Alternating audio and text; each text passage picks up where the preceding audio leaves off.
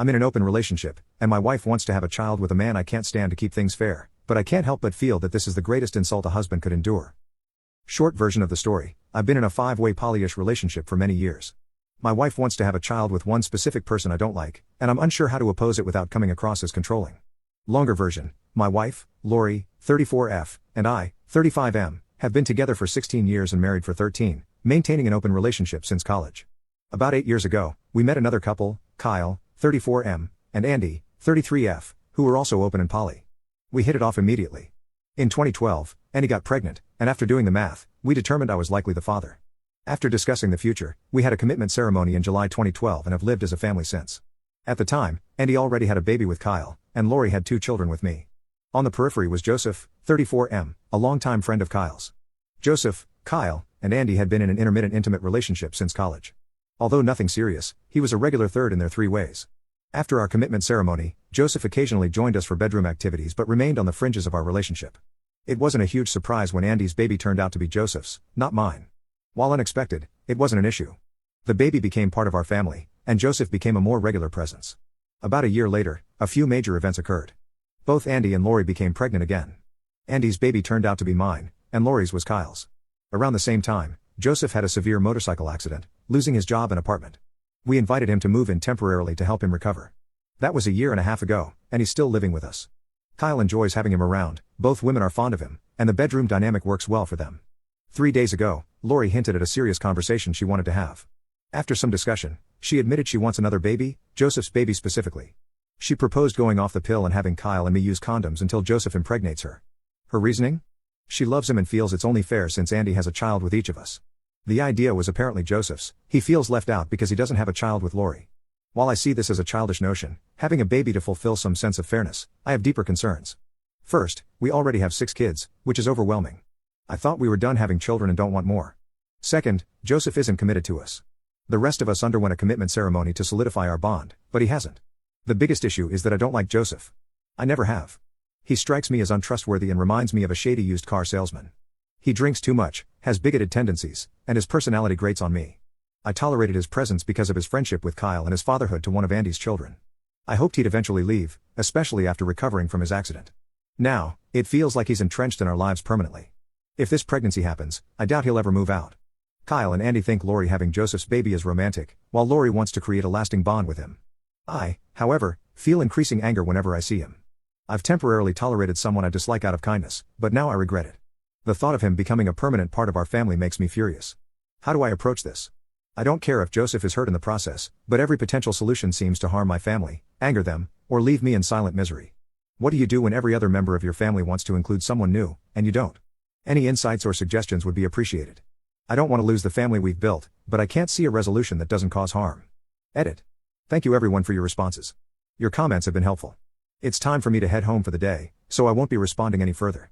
I'll need to think through some of these suggestions and figure out how to proceed, but I will absolutely speak up and let everyone know my feelings. It may be too late, and the damage may be unavoidable, but it has to happen. Edit. After I got home, I told Lori that we needed to talk and have a serious discussion before there was any more talk about babies.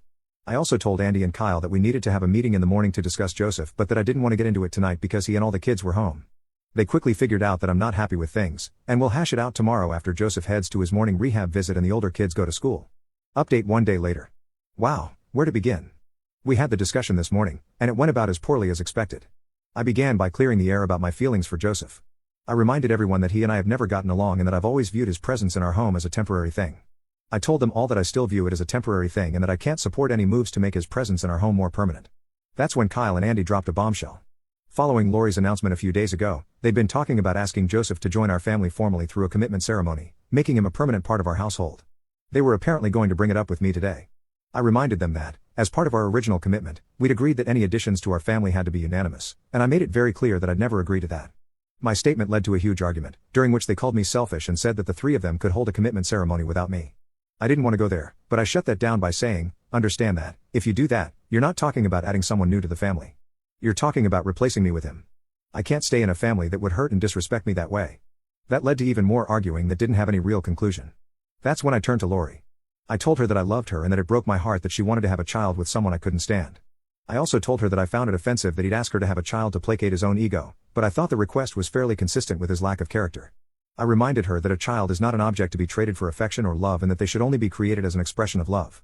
I told her, without any hesitation, that having a child with Joseph would irrevocably change our relationship and drive a wedge between us. She would be choosing his happiness over mine, and that's how relationships end. She was crying the whole time, and when I was done, she called me selfish and mean. She told me that she loved us both and that she wouldn't choose between us. She flat out said that she wanted to have one more baby, that she'd already talked to Joseph about it, and that she wasn't going to go back on her word. She then offered to get rid of the exclusive part, saying she was willing to go off the pill and have intimacy with both of us, letting fate decide the baby's paternity. I told her this was unacceptable, reminded her that I'm her husband and family, and he's not, and said that in not making a decision, she was actually making a choice. I told her that I'd be more than willing to have another child with her, but having a child with Joseph would be the end of us. And then I went to work. The discussion didn't really change anything or lead to any firm decisions, but the information is now out there, and everyone knows where everyone else stands. We'll see where everything goes from here. Second update one day later. Well, in the day since my last update, a lot has happened. Some of it genuinely surprised me, and it looks like my family will be changing a bit, but things appear to be settling down. I should mention that this will be my last update. I told Lori that I'd been discussing our situation on the Reddit poly group, and she wanted to read it. After bawling her eyes out while reading through it, she apologized to me for everything, and we spent the night together. No smashing, just holding each other all night. This morning, she asked me not to discuss this anymore until we get everything worked out, but said I could post one final update. So, where to begin? First, Joseph is moving out. Yep, it's actually happening. And the shocking thing? It was his idea. He finally demonstrated some of that nice guy personality that I've never been able to connect with.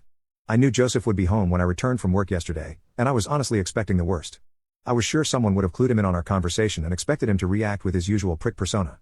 It didn't happen. Instead, a few minutes after I got home, Joseph walked into my room and asked me to join him in the backyard for a conversation. I was expecting a fistfight but got an apology instead. He admitted that we've never gotten along and that he's never liked me either, but said he didn't feel right about coming between me and Lori. He went on to talk about how happy his son is in our family and how he didn't want to destroy that dynamic. At the same time, he expressed how much he loved living with his son and how he really didn't want to go back to seeing him only once a week. I'd never thought about that. In the end, he proposed a solution that I accepted. There's a nice apartment complex about 2 blocks from our house, and he wants to get an apartment there once he lands a job. He's pretty good at what he does and already has some job leads, so he anticipates that will happen pretty soon. He can visit our house whenever he wants during the week, I'm at work anyway, and can spend up to 2 nights a week here to be closer to his kid. If he plays it right, he could still potentially see his son 7 days a week while I only have to deal with him for 2. It's a great solution that gives us both what we want. He's also already told Lori that he doesn't want to have a baby with her, so that's now off the table. He admitted that he had wanted a baby with Lori but said he didn't want to put her in the middle of a conflict over it. And then we had a beer together.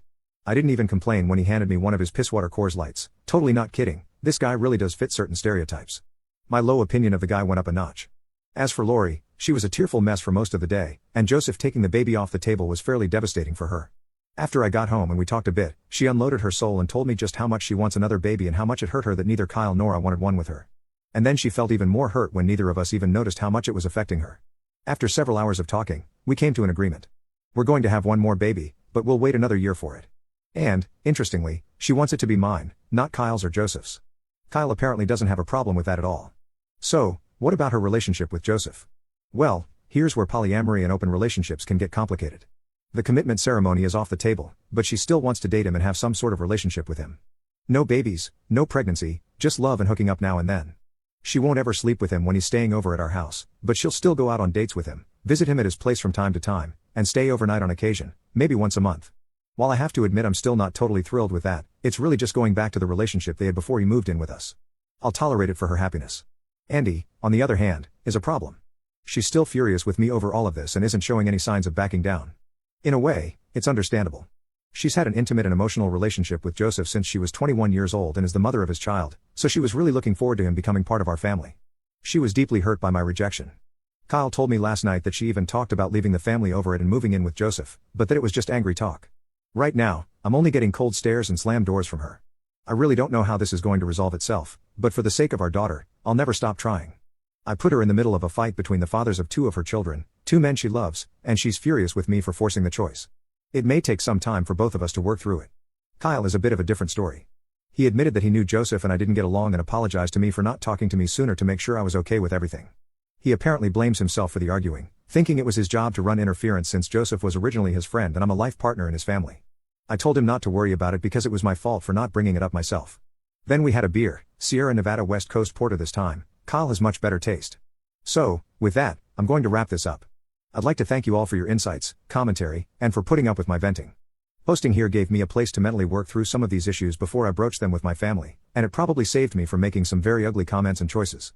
I genuinely appreciated reading your responses, and I know Lori found many of your comments eye-opening and insightful as well. Because someone requested it, we may come back and do an AMA at some point about the emotional and family dynamics of living in a large poly/tribal household, but we need to finish working through the current situation first.